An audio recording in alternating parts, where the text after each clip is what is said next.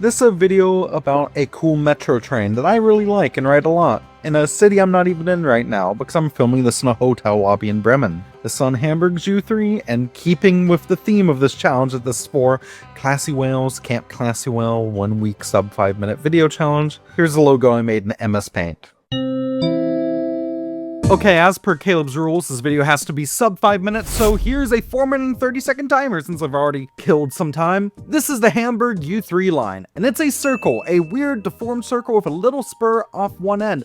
And yeah, it's not perfect, and we'll get to that, but I actually think this line is fantastic. It's great for tourists, it's great for commuters, and it's great if you want to kill roughly 45 minutes by going in a loop because you don't know exactly what else to do with your time. I would go so far as to call it Germany's best metro line. I really mean it. And it's funny, seeing as it didn't actually exist until 2009, technically. And also technically it's nearly 120 years old. Let me explain. This is the Hamburg U-Bahn network. Say hi, Hamburg U-Bahn. Hamburg, being a really big city and all, started on construction of a ring line serving the city center core in 1906, with a line roughly resembling the modern U3 going to service in 1912. Over the years, this route has grown and changed. The little spur from Barmbek to Wandsbek-Gartenstadt, the modern weird spur at the top, was run by what is now the U1 when it first opened in 1925, for instance. However, with the reorganization of the U-Bahn back in 1963, the line was split. The U3 would run in a broken arc around the city from Barmbek to Mansberg, with the U2 running from Wandsbek-Gartenstadt around the eastern side of the loop to Berliner Tor, and then back up through the city to its modern terminus at Niendorf Nord. In 2009 though, the HUV and Hamburger Hauptbahn, the U-Bahn operator, and pretty much everyone in charge said, wait a second, what the hell, we have functioning infrastructure for a ring line, why aren't we using it?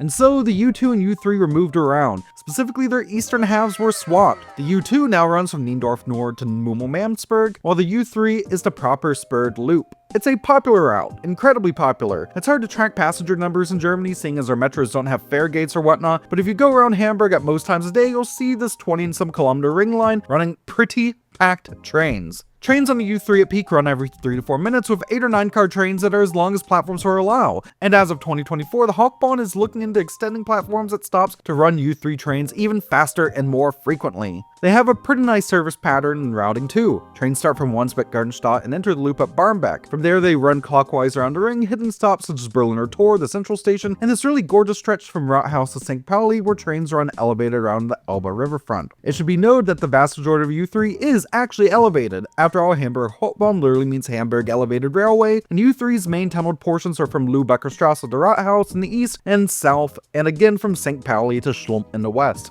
Schlump, by the way, is another really cool station with U2 trains running perpendicularly underneath the U3 platforms. From here, we arc back around the circle to Barmbek, where trains either terminate or head back around the circle. Hi again, Barmbek. Trains can only head back to Wandsbek-Gartenstadt via the opposite direction, with those trains all starting at Barmbek. And yes, some trains in both directions do just begin and terminate at Barmbek without doing anything at Wandsbek-Gartenstadt whatsoever. I've heard some first-time visitors to Hamburg say that they find how the U3 has its destinations displayed in trains kind of confusing, as in trains heading to Wandsbek-Gartenstadt have that marked, sure, but going around the loop, trains will instead list the next major stop plus Barmbek. So for example, a train may say Schlump-Barmbek or Hauptbahnhof Süd-Barmbek, depending on where it's going. It's a small learning curve, but I do think it works pretty well. But that said though, a friend proposed this neat logo of an arrow pointing in whatever direction the train is going around the loop. That reminds me a lot of how things are signaled on Berlin's Ringbahn S-Bahn trains, which encircle its city center. And of course, it wouldn't be a TFTSB video without me mentioning trams. Hashtag Tramberg and all that. One of the biggest uses of the U3 is connecting to other transit modes, with connections to every single other U-Bahn and S-Bahn route at various points around it, meaning it's pretty much the great connector for getting around Hamburg.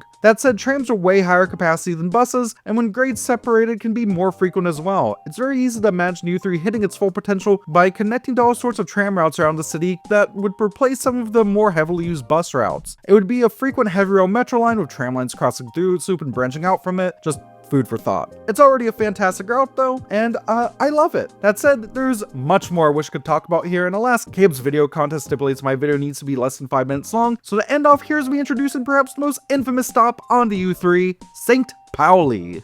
I love the sounds of Hamburg. So, yeah, welcome to St. Pauli, the home of the Hamburger Dome Carnival that happens like 3 times a year. The official stadium of FC St. Pauli, which, you know, as a queer woman, obviously, I'm a bit of a fan. And of course, we're right near the Reeperbahn, which has been rated the #3 place in Europe to pay for pork in it.